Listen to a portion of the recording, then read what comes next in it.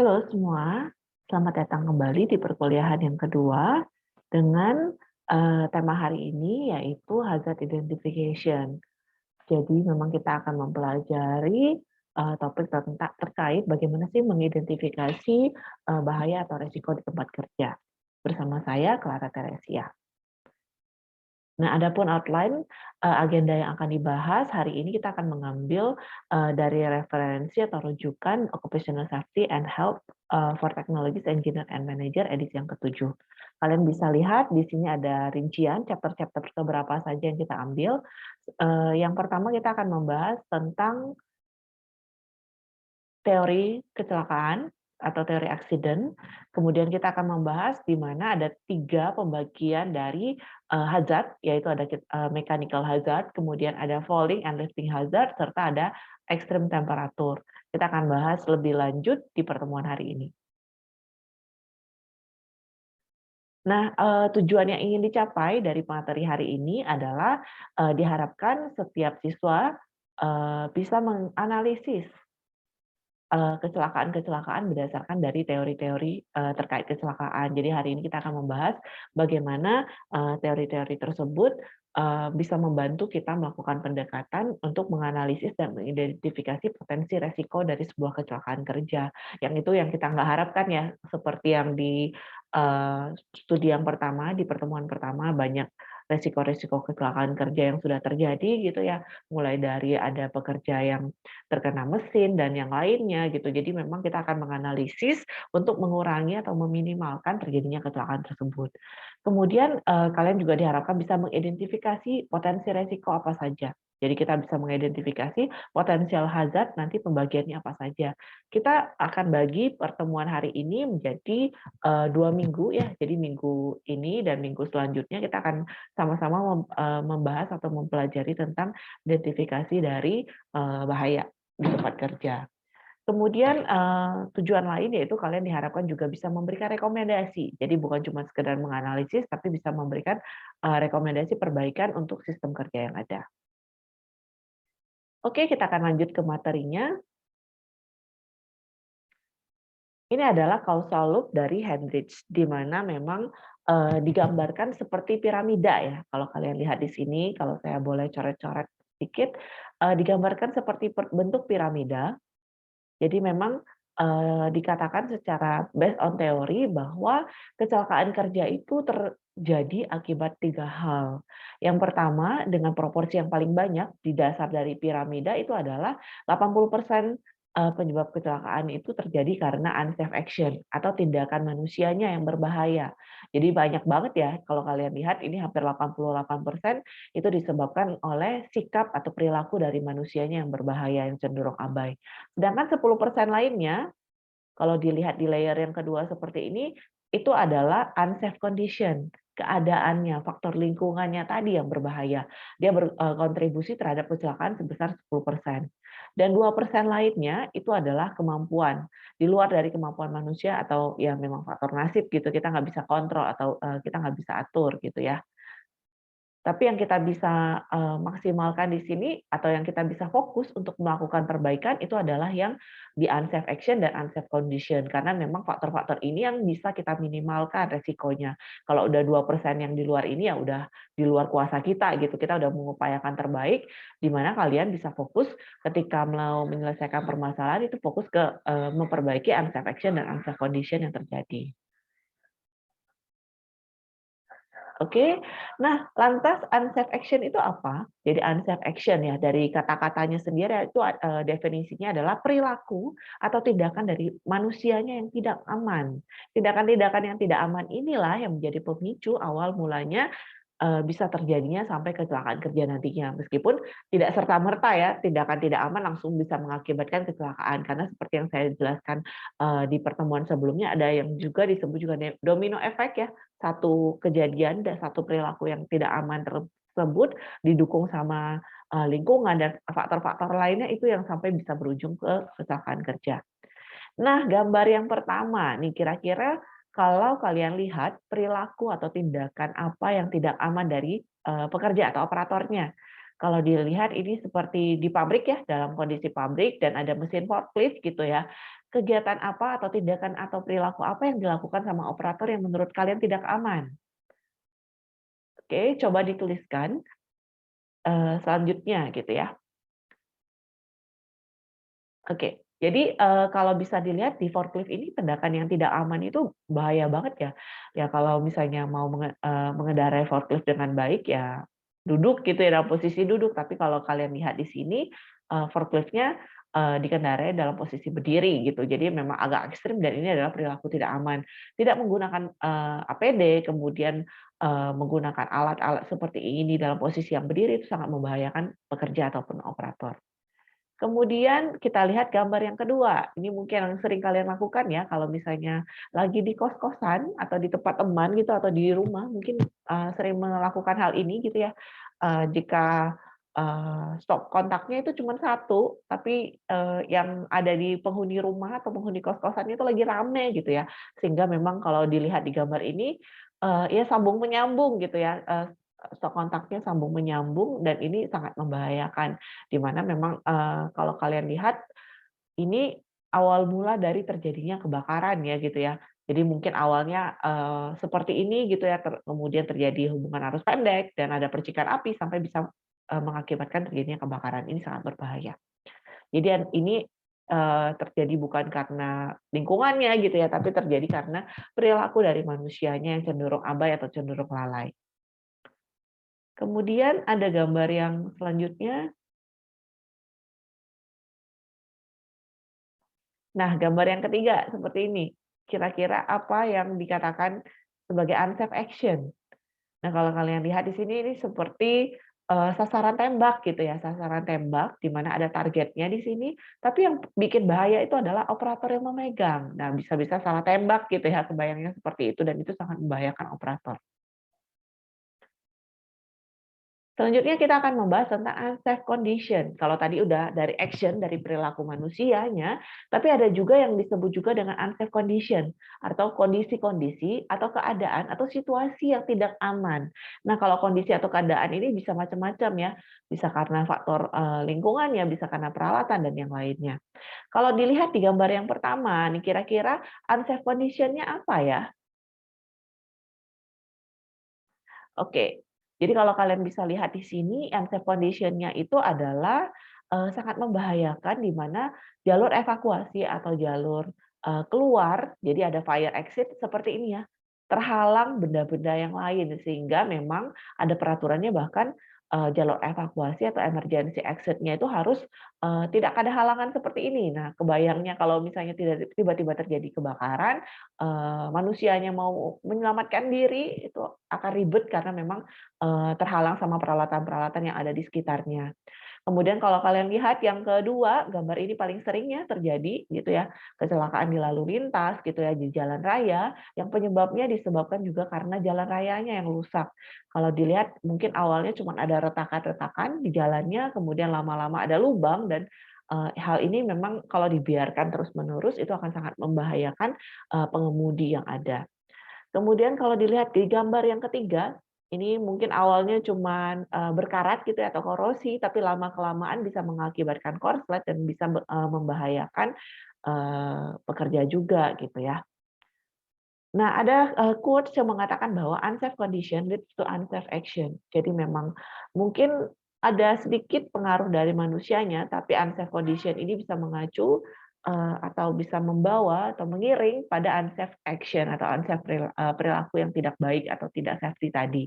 Kita bisa lihat dalam studi kasus ini gitu ya, jadi ada gambar karikatur sederhana yang mendeskripsikan atau menggambarkan bagaimana unsafe condition gitu ya, sampai akhirnya terjadinya kecelakaan. Jadi mungkin kalau saya deskripsikan di awal, di gambar yang pertama kalau kalian bisa lihat, ada tali tambang gitu ya, ada rope ya di sini. Kalau di sini dilihat adalah unsafe condition, di mana, tali tambang yang membantu, operator ini sudah mulai, agak rapuh gitu ya, kalau dilihat di sini sudah mulai mau, putus gitu ya. Kemudian adanya unsafe act, di mana udah tahu mau putus, tapi operator kalau dilihat di gambar ini, operator kan udah sadar ya, udah melihat bahwa ini udah mau putus gitu, tapi diabaikan. Ada perilaku abai di sini, unsafe action, jadi ada perilaku tidak amannya, meskipun dia udah tahu berbahaya, tapi tetap, ya udah dipakai aja, kan kita sering kayak gini ya, "Ya udahlah nggak apa-apa dipakai aja, sayang gitu mau ganti baru," gitu ya, istilahnya seperti itu. Kelalaian seperti itu kemudian akhirnya terjadi near miss, di mana, tali tambangnya putus dan akhirnya yang berujung pada kecelakaan. Jadi memang bisa sampai membahayakan pekerjanya kalau kalian lihat di sini. Kemudian kita akan akan membandingkan atau membuat definisi, apa sih bedanya hazard sama resiko atau risk gitu ya. Kadang-kadang jangan sampai tertukar-tukar gitu ya, hazard itu kan didefinisikan ya bahaya gitu, resiko itu apa gitu. Jadi kalau berdasarkan definisi, hazard itu didefinisikan sebagai sesuatu yang bisa menimbulkan, berpotensi menimbulkan kehancuran atau bahaya, atau menurut ISO sumber atau situasi yang berpotensi menyebabkan cedera atau sakit. Jadi potensi-potensinya nih, kalau hazard kita bicara mengidentifikasi hazard atau resiko, mengidentifikasi bahaya itu seperti apa, kita bisa melihat atau mengidentifikasi sumber dari masalahnya itu sendiri seperti apa. Nah, bedanya sama resiko apa? Resiko adalah kita membicarakan bahwa kombinasi dari kemungkinan. Jadi, kalau di risk atau resiko kita membicarakan probability, kemungkinan-kemungkinan, kombinasi dari kemungkinan-kemungkinan terjadinya peristiwa yang berhubungan dengan cedera parah atau sakit akibat kerja atau terpaparnya seseorang pada alat atau suatu bahaya. Jadi bedakan ya, kalau hazard itu adalah sumbernya, sumber atau potensi bahayanya, sedangkan kalau risk atau resiko adalah kombinasi kemungkinan terjadinya peristiwa tersebut. Nah, ini yang paling terkenal dari Hendricks yaitu domino teori. Domino teori ini apa? Domino teori ini menggambarkan bahwa efek domino ini disamakan seperti peristiwa terjadinya kecelakaan. Karena seperti yang tadi saya sampaikan, awalnya mungkin ada unsafe condition ya, tapi tidak serta-merta unsafe condition atau unsafe action itu langsung berujung pada kecelakaan. Karena memang kejadian kecelakaan kerja itu saling berhubungan satu sama lain. Sehingga kalau dilihat ini mirip atau dikorelasikan atau dihubungkan dengan adanya domino gitu ya. Jadi kalau kalian nyusun domino berdiri ya, ada potensi di mana satu domino jatuh akan mengakibatkan domino-domino yang lain nyusul gitu, ikutan jatuh gitu. Jadi mungkin awalnya itu adalah faktor dari social environment ya. Jadi tadi ya seperti tali tambang tadi, mungkin tali tambangnya udah mulai putus gitu, lingkungannya jelek gitu ya, seperti kecelakaan lalu lintas kan mungkin ya jalan rayanya rusak gitu ya. Jalan rayanya rusak, kemudian hujan yang lebat gitu ya, ada faktor cuaca juga yang buruk gitu ya. Kemudian didukung sama faktor manusianya nih, ada kelalaian dari manusianya. Misalnya tadi ya di kondisi jalannya udah rusak, ada kelalaian dari manusia di mana memang misalnya manusianya atau pengemudi mobilnya mengabaikan rambu-rambu yang ada, udah tahu lampu merah tapi tetap diterobos atau pelanggaran-pelanggaran yang lainnya, misalnya melanggar batas kecepatan dan yang lainnya. Kemudian kesalahan tersebut ya, jadi ada kesalahan dari manusia ini yang disebutkan dengan unsafe act. Jadi, udah tahu lampu merah tapi tetap dilanggar gitu ya, akhirnya bisa berujung pada kecelakaan dan bisa terjadi luka-luka. Dan, ya bisa berakibat fatal gitu ya, cause and effect-nya, seperti itu. Kemudian ada teori selanjutnya untuk membantu kita mengidentifikasi bagaimana terjadinya kecelakaan kerja. Salah satu pendekatan yang terkenal adalah human factor theory, di mana pendekatan ini menganalisis bahwa kejadian atau kecelakaan kerja itu disebabkan oleh dari sisi faktor manusianya. Jadi seperti yang saya sebutkan tadi, kalau dari piramidanya Hendricks, 88% itu disebabkan oleh unsafe act. Jadi memang faktor manusianya, action dari manusianya yang sangat beresiko menimbulkan terjadinya kecelakaan kerja. Nah, pendekatan dari human theory ini seperti berikut. Jadi human factors theory atau dari sisi manusia membagi penyebab atau mengidentifikasi penyebab kecelakaan kerja itu menjadi 3 kategori, di mana adanya overload, kemudian inappropriate response dan inappropriate activities. Di mana kalau overload ini bisa dari faktor lingkungan kerjanya gitu ya, terdistraksi akibat bunyi dan yang lainnya. Kemudian ada faktor personal, bisa jadi lagi ada masalah pribadi gitu ya, lagi galau, lagi stres gitu ya. Kemudian ada situational factors, misalnya instruksi yang diberikan nggak jelas, kemudian juga bisa jadi karena pekerjaan atau aktivitas itu memang penuh resiko. Kemudian adanya inappropriate response. Nah, yang paling sering terjadi mungkin ya udah ada rambu-rambu, tapi kita cenderung abai, ignoring the safety. Kemudian detecting a hazard but not correcting it. Jadi memang udah tahu ada resiko, udah tahu ada bahaya, tapi tetap diabaikan. Kemudian inappropriate activities, jadi aktivitas-aktivitas yang tidak layak dilakukan. Jadi misalnya melakukan pekerjaan atau tugas tanpa adanya training yang proper gitu. Jadi memang bahaya ya pekerja yang misalnya baru kerja 1 minggu tiba-tiba udah langsung disuruh terjun ke lapangan. Nah itu bisa bahaya juga gitu ya. Kemudian langkah selanjutnya itu ada yang namanya Peterson accident atau Peterson accident atau incident theory. Jadi pendekatan dari Peterson ini mendefinisikan bahwa insiden ataupun kecelakaan kerja itu bisa terjadi akibat 3 hal, di mana ada overload ya, ada tekanan dari faktor manusianya, ada kelelahan, motivasi, bisa dalam kondisi mabuk gitu ya, ada faktor-faktor pengaruh obat-obatan dan yang lainnya. Kemudian ada juga eh, yang disebut juga dengan faktor dari ergonomic traps-nya, misalnya ada incompatible workstation, misalnya lingkungan kerjanya yang kurang bagus atau kurang memadai gitu ya. Kemudian ada the decision to error, jadi misjudgment, kemudian adanya kesalahan, logical decision dalam mengambil keputusan yang error gitu ya. Itu yang berujung jadi overload, kemudian kalau kalian lihat ergonomic traps, kemudian decision to error-nya yang mengakibatkan terjadinya human error atau kesalahan dari manusianya. Awalnya salah gitu ya, ada mispersepsi, kemudian terjadi accident, kemudian jika dipengaruhi juga ada bukan cuma manusianya, ada sistem kerjanya yang error, itu bisa berujung pada kecelakaan kerja.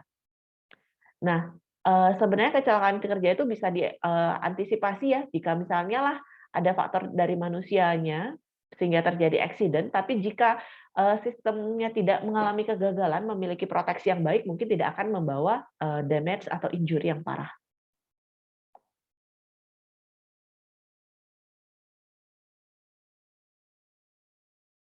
Nah, apa sih bedanya accident, insiden, dan bahaya atau hazard?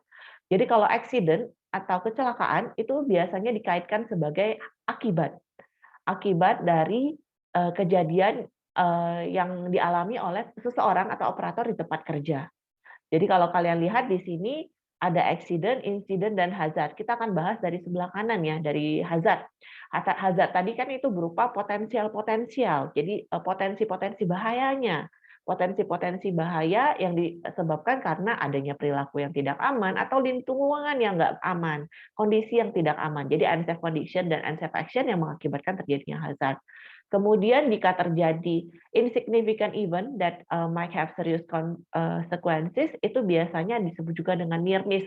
Hampir-hampir nih, belum kecelakaan mungkin, tapi hampir-hampir nyaris. Misalnya nih, pengemudi ngebut, ya misalnya saya contohkan potensi bahayanya, pengemudi ngebut di lalu lintas yang tadi jalannya berlubang gitu ya, udah tahu jalannya berlubang, kondisi cuacanya lagi jelek, ada unsafe condition di mana jalannya jelek tadi, plus manusianya ya yang ngebut-ngebut, yang ugal-ugalan tadi. Terus akhirnya terjadi kesalahan gitu ya, salah melihat rambu, akhirnya hampir berpapasan gitu ya sama pengemudi lain, dan itu mungkin hanya dikatakan near miss gitu, hampir terjadinya insiden gitu ya, sebelum terjadinya kecelakaan. Ketika misalnya dia masih bisa ngerem, bisa membalikkan lagi situasi, mungkin tidak sampai terjadinya kecelakaan. Tapi ketika near miss ini tidak segera diselesaikan atau diselesaikan yang permasalahannya oleh pekerja, itu bisa mengakibatkan kecelakaan. Nah, ada juga yang menggunakan pendekatan epidemiological, epidemi ya. Jadi memang epidemi teori ini dilihat dari 2 perspektif, yaitu ada predispositional karakteristik dan situasional. Kalau yang predispositional ini melihat dari faktor lingkungan gitu ya. Tapi kalau situasional itu dari individu ya. Jadi risk assessment dari individu, kemudian perilaku, attitude dari pekerjanya, supervisor mengawasi dengan baik apa tidak, kemudian ada peer pressure ya, jadi kayak rekan kerja itu menimbulkan pressure tersendiri, itu bisa mengakibatkan terjadinya kecelakaan kerja.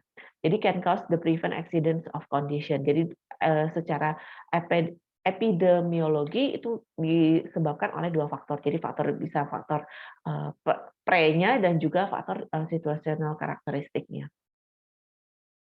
Kemudian ada juga pendekatan di mana kita bisa menganalisis ya, bisa mengidentifikasi mana sih potensi, resiko kerja sampai sebelum terjadinya kecelakaan kita bisa menggunakan pendekatan dari sistem teori. Jadi seperti yang saya sebelumnya sempat menyampaikan bahwa ketika kita mau solving the problem, mau analisis, kita kan biasa cari akar masalah ya. Akar masalahnya itu bisa banyak macamnya, bukan cuma dari manusianya aja gitu ya. Sehingga sistem teori ini dirasa sangat efektif gitu ya untuk, menyelesaikan permasalahan-permasalahan kecelakaan kerja yang sangat kompleks gitu istilahnya. Tidak hanya karena faktor manusia, karena misalnya kalau hanya karena faktor manusia, ya udah diadain aja APD-nya atau diadain aja, pelatihan-pelatihan untuk pembekalan manusianya. Tapi ternyata adanya permasalahan kalau kita menganalisis ya, itu permasalahannya kompleks gitu, bukan cuma karena satu faktor. Misalnya, terjadinya kecelakaan pesawat ya, bisa jadi bukan karena salah pilotnya aja, tapi karena ada kesalahan mesin, kemudian pilotnya salah membaca navigasi, atau memang, maintenance mesinnya yang kurang gitu. Jadi memang kalau dilihat ini kompleks gitu, bukan cuma masalah satu faktor aja gitu. Sehingga pendekatan sistem ini sangat tepat, di mana, meliputi kalau kita lihat sistem ini merupakan interaksi antara ada manusia, ada personalnya juga gitu ya, ada manusianya, ada pekerjanya juga gitu ya, ada operator gitu ya. Jadi memang, banyak hal yang ada faktor manusianya, ada faktor lingkungannya, ada faktor mesinnya, dan ada interaksi di dalamnya. Di mana, itu yang digunakan untuk memperoleh informasi, menimbang potensi resikonya sampai membuat keputusan sebelum akhirnya pekerjaan itu harus dilakukan. Di mana adanya feedback loop ya, sehingga kita bisa mengidentifikasi jangan sampai terjadinya kecelakaan, ya kita bisa mengestimasi gitu, karena adanya, feedback loop tadi.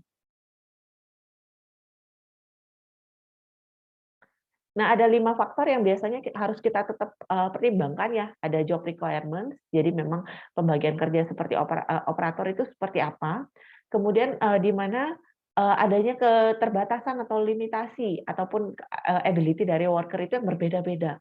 Misalnya kalian mau menganalisis potensi resiko dari suatu pekerjaan, tapi kalian nggak bisa memukul ratakan semua operator itu sama, semua operator itu excellent gitu, karena nggak bisa, terjadi seperti itu, karena ya memang setiap individu itu punya keterbatasan. Kemudian the gain if the task is successfully accomplished gitu. Kemudian the loss if the task attempt but fails gitu ya. Kemudian the loss if the task not attempt. Jadi memang kita harus mengestimasi gitu ya, menimbang-nimbang potensi-potensi yang terjadi kalau tugas ini sukses, kalau tugasnya gagal, kalau tugasnya bisa dilakukan tapi tidak berhasil. Nah, itu kita bisa menjadi bahan pertimbangan ketika kita bisa mengusulkan perbaikan pada sistem kerja yang ada. Karena seperti yang sudah disampaikan sebelumnya, tidak ada sistem kerja yang terbaik, tapi yang ada adalah sistem kerja yang lebih baik dari yang sebelumnya. Kemudian ada juga kombinasi dari teori. Jadi kita bisa menggunakan kombinasional teori. Jadi teori ini dianggap relevan gitu ya untuk menganalisis resiko kecelakaan dengan melihat atau memfill gap between dari teori sama realitanya. Kadang-kadang kan based on teori, kalau mesinnya bagus, kalau operatornya kerja bagus, ya nggak akan terjadi error. Tapi kan ternyata di balik itu ada saja potensi-potensi bisa mengakibatkan kecelakaan kerja itu. Sehingga memang perlu adanya kombinasi dari different model untuk mengidentifikasi akar masalah dan bisa membuat langkah-langkah prevention atau langkah-langkah pencegahan yang baik. Kemudian ada juga pendekatan teori dari behavioral, di mana memang berdasarkan psikologi ya. Jadi memang kita melakukan analisis terjadinya kecelakaan itu dengan menggunakan pendekatan perilaku dari manusianya, di mana ada 7 prinsip Geller, di mana kita bisa intervensi itu ya, fokus pada perilaku pekerjanya. Kita bisa mengidentifikasi juga eksternal faktor ya, bukan cuma karena operatornya, motivasi pekerjanya. Jadi fokus pada hal-hal yang positif, kemudian menggunakan scientific methods, menggabungkan informasi-informasi yang terintegrasi dan merencanakan intervensi dengan baik gitu. Jadi memang pendekatannya dari sisi perilaku. Karena jika kita bisa memahami perilaku manusia, kita bisa mencoba untuk memahami bahwa potensi resiko atau error-error itu pasti mungkin terjadi gitu.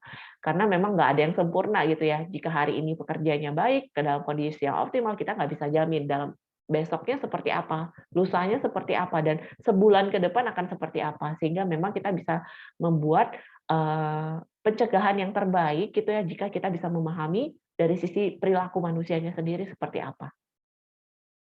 Kemudian ada health consideration, karena memang yang tadi ya, manusia itu penuh keterbatasan, juga salah satu hal yang perlu jadi bahan pertimbangan adalah kesehatan dari pekerja atau operatornya.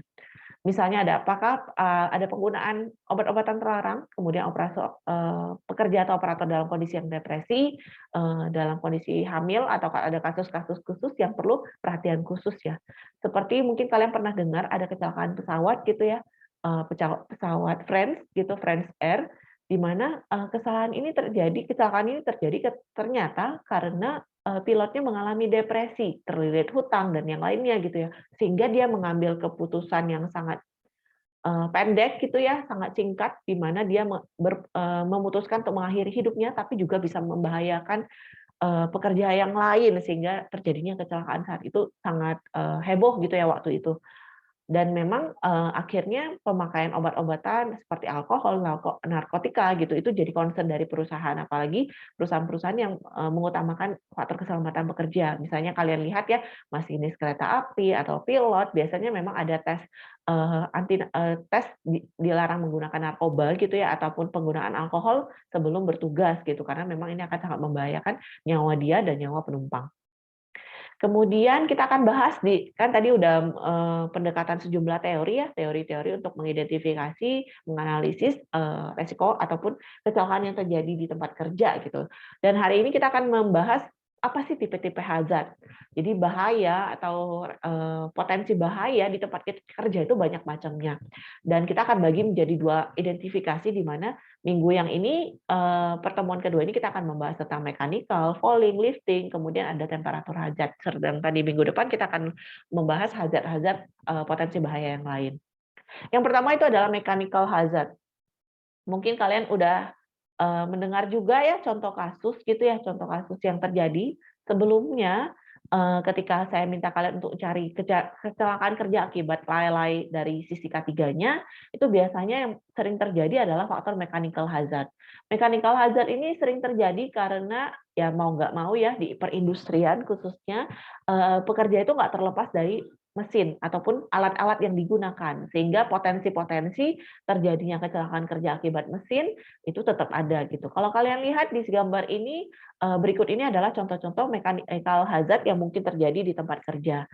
Baik misalnya dalam proses casing ya, crashing, kalau kalian lihat ini ada tangan operator, ada alatnya ke bawah gitu ya, itu sangat berpotensi terkena alat ini gitu. Kemudian dalam proses cutting, kemudian ada proses entanglement gitu ya, ada nip point-nya seperti ini. Jadi resiko tangannya kegiling, tangannya putus ya memang sangat besar gitu, karena memang beberapa mesin tidak disertai dengan pelindungnya gitu. Jadi ada proteksi juga sebaiknya untuk mencegah kontak langsung dengan operator.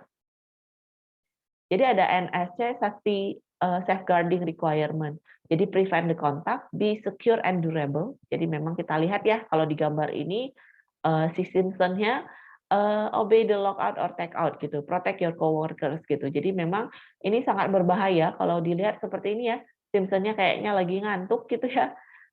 Lagi ngantuk tapi dia nggak memperhatikan bahwa ternyata ada operator di sini yang lagi benerin si fan-nya gitu. Dia udah mau buru-buru, tangannya mau menjangkau fan switch-nya untuk jadi tombol on. Nah, ini bahaya banget ya. Teman kita yang lalai bisa jadi operator lain yang terkena gitu. Jadi seperti itu. Sehingga memang be secure and durable. Protect against the falling object. Jadi protect against the falling objects ini bisa juga dengan menggunakan helm gitu, helmet dan yang lainnya. Create no new hazard, no interference, dan allow the maintenance. Jadi memang maintenance ini penting apalagi bersinggungan dengan peralatan, mesin-mesin gitu ya. Zamannya mesin juga pasti ada usianya gitu, pasti ada umurnya, sehingga memang perlu adanya maintenance yang berkala. Kemudian ada two point guards gitu, ada fixed guard seperti ini. Jadi ini proteksi-proteksi yang bisa digunakan dari sisi mesinnya. Jadi mungkin dari operator kita bisa proteksi dengan menggunakan sarung tangan, kemudian ada face shield, kemudian ada earmuff dan lainnya gitu. Tapi kalau dari sisi mesinnya kita juga bisa membuat beberapa proteksi seperti ini fixed guard ya. Ini tetap seperti ini. Kemudian ada interlock guard dan adjustable guard. Kalau bisa dilihat ini yang bagian yang di gambar kuning gitu itu adalah pelindung-pelindung atau guard yang bisa dipasang secara terpisah di mesin-mesin yang ada. Kemudian automatic mechanism, jadi cara lain untuk mengatasi atau mengurangi terjadinya hazard ataupun bahaya akibat mechanical itu adalah salah satunya dengan automatic mechanism. Jadi memang ada sistem feeder or ejection mechanism baik otomatis ataupun semi otomatis. Misalnya terjadi error, ya mau nggak mau jangan sampai manual banget gitu, bisa langsung dimatikan by sistemnya gitu. Jadi memang bisa automatic system ini sangat penting ya, apalagi kalau misalnya kalau lihat di gambar, kalau mesinnya cuma satu mungkin bisa manual. Kalau mesin dan kontrol panelnya banyak, itu operatornya cuma satu, ya automatic mechanism ini sangat penting gitu. Jadi kebayangnya ketika terjadi error atau kecelakaan kerja, kita bisa langsung stop, mesinnya bisa langsung berhenti semuanya tanpa harus menunggu dalam jangka waktu yang lama. Karena kalau kita nunggu-nunggu bisa jadi operatornya udah dalam kondisi yang bahaya. Kemudian ada beberapa general precaution to mesin safeguarding ya. Jadi semua operator itu harus dilatih ya, namanya juga menggunakan mesin ya, nggak mungkin lahir-lahir langsung bisa pakai mesinnya. Yang namanya anak baru belajar jalan aja masih dipegang gitu ya, nggak langsung dilepas. Seperti itu juga operator, sehingga memang harus terlatih safe operation and maintenance. Jadi memang dalam proses operasinya, kemudian ada maintenance yang berkala, adanya emergency procedure. Ini sangat penting ya. Ketika nanti mesinnya rusak atau error atau ada kesalahan dari faktor manusianya, operator harus dibekali tentang emergency procedure. Jangan sampai operatornya panik, terus ujung-ujungnya malah nggak ngelakuin apapun dan ujungnya bisa berakibat fatal untuk dia ataupun untuk rekan kerjanya. Kemudian activation emergency control or shutdown. Kemudian inspection, maintenance, adjust, repair, and calibration shall be carried regularly. Jadi ini saya garis bawahi regularly ini penting karena maintenance itu akan sia-sia kalau cuma dilakukan sekali. Yang namanya maintenance itu ya terbaik ataupun pemeliharaan terbaik itu dilakukan secara berkala dan rutin gitu ya. Kemudian adanya supervisor ataupun supervisi dari perusahaan yang memastikan safeguard itu dipasang dalam posisi yang tepat dan operator harus terlatih dan menggunakan pakaian yang tepat gitu ya. Jangan sampai udah tahu banyak menggunakan tangan tapi nggak pakai sarung tangan yang proper gitu. Kemudian avoid the shortcuts that violate safety principles and practice. Kemudian harus aware akan emergency procedure karena ini harus kita tetap mengamati keselamatan bersama gitu, bukan hanya egois mau menyelamatkan diri sendiri ya, tapi memang emergency procedure ini sangat berguna untuk menyelamatkan rekan kerja juga. Kemudian potensi bahaya yang kedua yang akan kita bahas di sini adalah falling hazard. Mungkin dari kalian di sini udah pernah main komedi puter atau roller coaster gitu ya, kalau di dunia fantasi gitu, di Dufan atau di tempat-tempat wahana seperti ini. Nah, kalau kalian bayangkan itu sangat berpotensi ya adanya falling hazard ya. Kalau alatnya tidak terpasang bagus atau jangan-jangan safety belt yang nggak terpasang dengan erat gitu ya, amit-amitnya ya bisa terlepas seperti ini ya, dan ini sangat beresiko ke pekerja ataupun ke orang yang menaiki alat tersebut. Kemudian surface fall gitu ya, jadi memang bisa karena jatuh, karena tidak terlihat dari objeknya. Jadi kalau kalian lihat ini contohnya ya kayak kulit pisang gitu ya, dibuang sembarangan dan bisa mengakibatkan operator itu pleset. Kemudian efektif preventif. Jadi langkah pencegahan terhadap falling hazard itu apa yang bisa dilakukan gitu ya. Yang pertama itu adalah review and analysis dari accident statistik. Kemudian monitor dari surface atau lantai yang digunakan itu seperti apa. Kemudian cara lain kita bisa menggunakan safety mats gitu ya, jangan sampai lantainya licin. Kemudian kita juga bisa menggunakan ini ya, slip resistant footwear. Jadi kita bisa menggunakan sepatu ataupun alat-alat eh, sepatu yang layak lah gitu ya, memang anti licin. Kemudian conduct period audit and continuously improve. Nah, Berikut ini ada gambar dan menurut kalian, setelah melihat gambar ini apakah ada potensial slippery condition? Coba dari gambar yang pertama, kira-kira kayaknya lagi di gedung perkantoran ya. Biasa kan gedung perkantoran itu lantainya lantai keramik dan kalau kalian lihat ini mengkilat-mengkilat seperti itu ya. Jadi menurut kalian potensi slippery condition-nya apa kalau di lantai mall? Kemudian menurut kalian rekomendasi yang bisa diberikan seperti apa?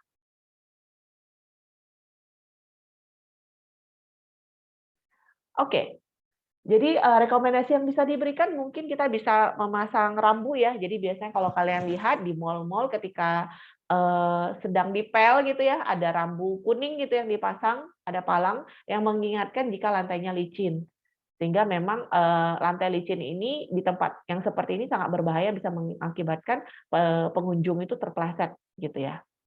Kemudian, nah kalau gambar yang kedua, ini lagi di dapur gitu ya, dapur restoran gitu ya, biasanya kan itu ada uap panas, kemudian, mesin apa sih, ada wastafel tempat cuci piring, kemudian ada bahan-bahan makanan yang juga mungkin jatuh gitu ya.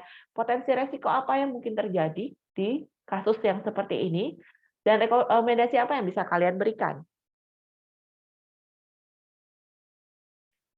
Oke. Jadi rekomendasi yang bisa diberikan adalah salah satunya misalnya bisa menggunakan, eee, footwear ya. Jadi memang ada sepatu anti licin gitu ya yang bisa digunakan dari pekerja ataupun, biasanya secara berkala gitu ya, lantainya harus dipastikan tidak licin, rajin-rajin dipel gitu ya misalnya. Kemudian bisa menggunakan matras juga untuk, karet yang berbahan karet yang anti licin sehingga tidak membahayakan pekerja atau operator. Nah, ini ada juga toilet atau kloset gitu ya, yang berpotensi juga licin gitu ya.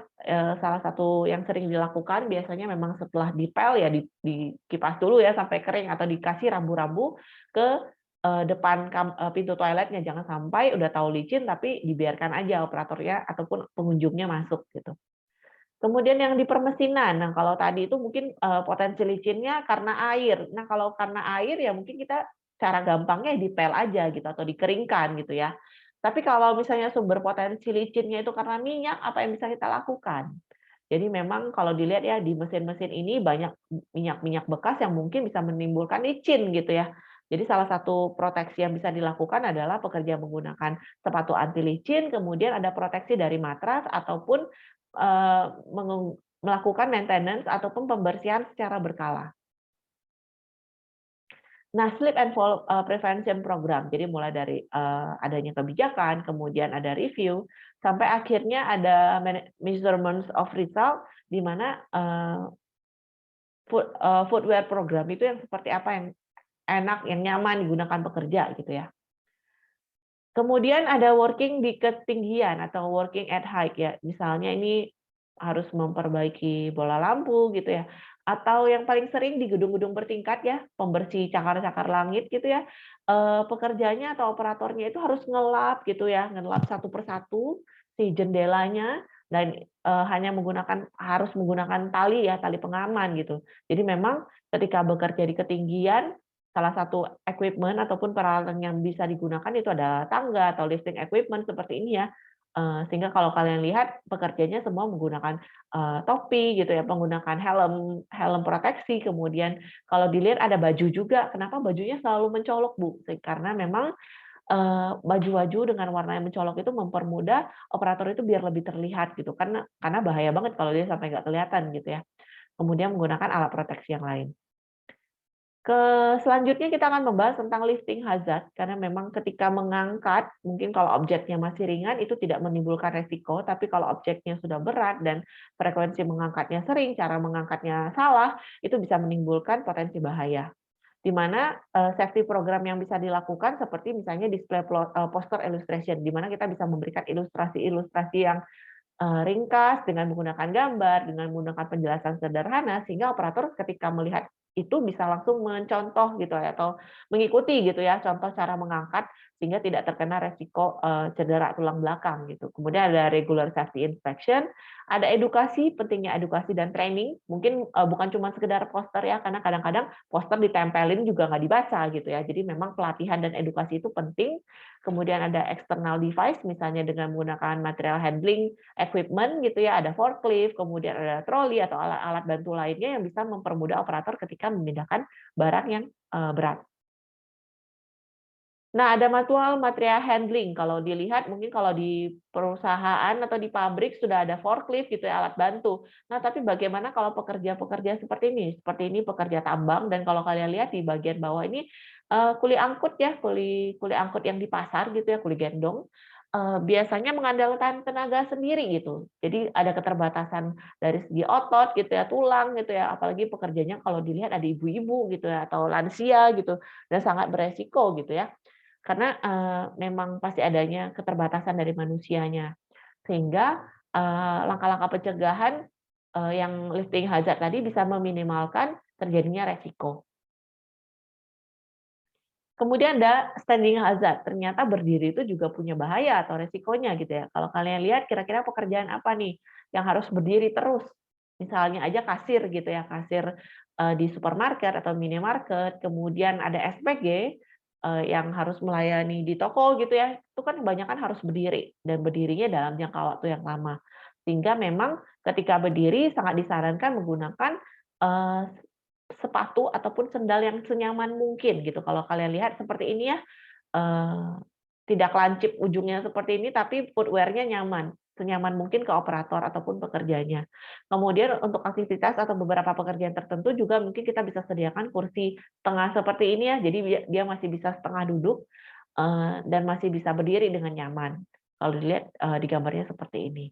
Karena berdiri dalam jangka waktu yang panjang dan lama itu bisa juga mengakibatkan, awalnya mungkin masih pegel-pegel di kaki, tapi lama-kelamaan bisa mengakibatkan cedera.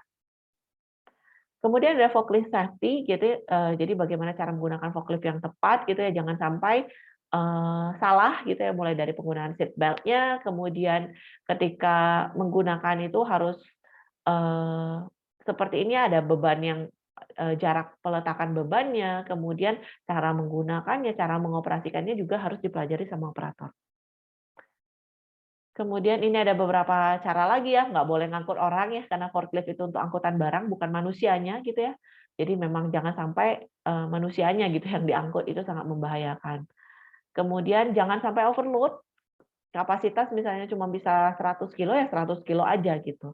Kemudian no person as an extra weight gitu. Jadi, forklift cuma bisa satu orang ya satu orang aja gitu, jangan sampai boncengan bawa teman gitu ya, itu bahaya juga. Kemudian kita akan masuk hazard yang terakhir untuk pertemuan kedua, yaitu thermal hazard ataupun potensi-potensi bahaya yang muncul akibat sumber dari panas. Kalau kalian lihat kan biasanya ada beberapa aktivitas pekerjaan yang mau nggak mau harus bersinggungan atau berhubungan gitu ya sama panas. Misalnya pemadam kebakaran ya, mau nggak mau ya harus memadamkan api, sehingga kalau kalian lihat baju yang dibuat itu adalah baju proteksi khusus yang bisa melindungi pemadam kebakaran itu dari bahaya api. Karena memang kalau sampai kena apinya ya bisa kebakar gitu ya. Kemudian bisa terhirup gas CO2-nya juga bisa mengakibatkan, pingsan dan bisa meninggal juga gitu. Jadi memang ada beberapa hal yang sangat berbahaya dari posisi, thermal hazard ini. Kemudian ada chemical burns, itu biasanya karena zat-zat kimia berbahaya ya, bisa mengakibatkan infeksi, kemudian, luka-luka gitu, sehingga ketika menghadapi, hal seperti ini ya harus ada proteksi, kemudian baca safety-nya, kalau terkena zat-zat kimia segera mencuci tangan dan, membersihkan badan gitu ya, dan yang paling tepat itu misalnya bisa mengobatinya ke rumah sakit gitu, jangan sampai, bahaya-bahaya zat kimia itu bisa terkena operator juga. Nah, ini yang paling sering itu ya dijadikan gambar sama kalian di minggu lalu, PPE atau kita bahasa Indonesianya sering sebut APD, alat pelindung diri atau personal protective equipment. Ini adalah proteksi dini yang bisa dilakukan pekerja atau operator, alat alat berperangnya operator di tempat kerja atau di medan kerja. Kalau kalian lihat di sini ada macam-macam ya, mulai dari kepala, proteksi kepala, ada mulai dari proteksi kepala gitu ya, ada head protection, kemudian untuk mata ada eye and face protection bisa pakai face shield juga. Kemudian kalau hearing protection itu ada earmuff, earplug, kemudian kita juga akan nanti ada belajar khusus tentang proteksi apa saja alat-alatnya. Kemudian ada breathing protection kalau kita mungkin sekarang di zaman pandemi pada pakai masker, nah tapi pekerja juga ada masker khusus ya. Kalau kalian lihat ada beberapa masker yang sangat direkomendasikan, apalagi memang untuk area atau tempat kerjanya yang sangat banyak partikel-partikel debu ataupun partikel zat kimia yang berbahaya. Kemudian ada visibility ya, kenapa kalau kalian lihat di sini ada gambar X dan warnanya sangat mencolok gitu, karena memang mempermudah untuk visibility, jangan sampai baju operator atau pekerjanya nggak kelihatan gitu. Kemudian ada equipment protection yang lain, bisa pakai hand protection, kemudian ada baju-baju yang didesain khusus dan juga ada foot protection. Jadi use the PPE as a normal uniform. Jadi mau nggak mau ketika bekerja, ya ini adalah seragamnya gitu. Ketika kalian sekolah zaman dulu gitu, zaman SD, SMP, SMA, ya pakai seragam, begitu juga nanti ke pekerja, ya APD itu adalah seragamnya pekerja yang memang harus dipakai. Oke, sekian untuk penjelasan hari ini ya. Silakan lanjut ke video dan tugas-tugas selanjutnya dan sampai ketemu di perkuliahan minggu depan. Kita akan membahas lebih lanjut tentang hazard identifikasi part yang kedua, yaitu tentang electrical, fire hazard, kemudian ada support equipment dan preparing for emergency jika terjadi kecelakaan kerja. Sekian pertemuan hari ini. Terima kasih semuanya.